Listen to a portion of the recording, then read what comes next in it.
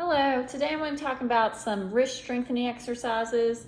We're going to use a dumbbell, but you could also use like a TheraBand.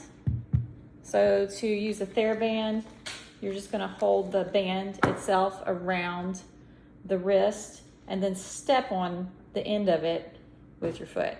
So it's got some resistance to it. Okay, but for the dumbbell, you're just going to grab it and whichever weight feels comfortable for you. You want something that's strong enough to, or heavy enough to where it feels like it's a good workout and it's hard, but not so hard that you have to change your form while you're doing it. The first thing we're going to do is strengthen the wrist flexors. So we're going to let this come down, the wrist go into, the wrist extensors. Sorry. First thing we're going to do is strengthen the wrist extensors, which are right here.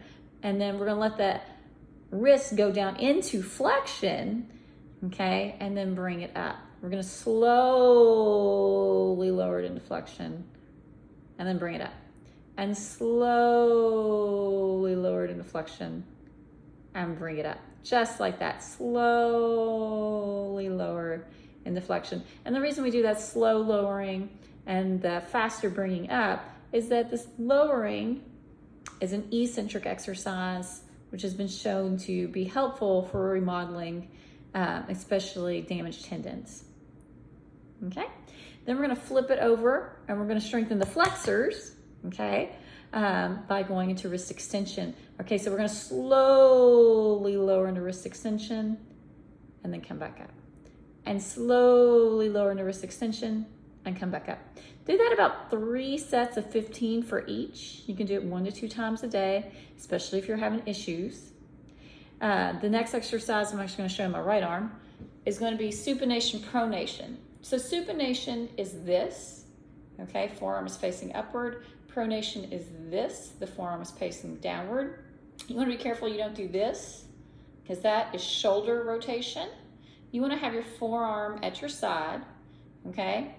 Open it up into supination, roll over into pronation. Nice and slow. Again, about 3 sets of 15, okay? Now, your flexion, extension, pronation, supination, they all might be a little bit different. So you may have to use different weights or different resistance of TheraBands with each of them, depending on, again, you want it moderately difficult to where it's hard to do, but you do not have to change your form while doing it. So that's what I have for you today. I hope to see you next time.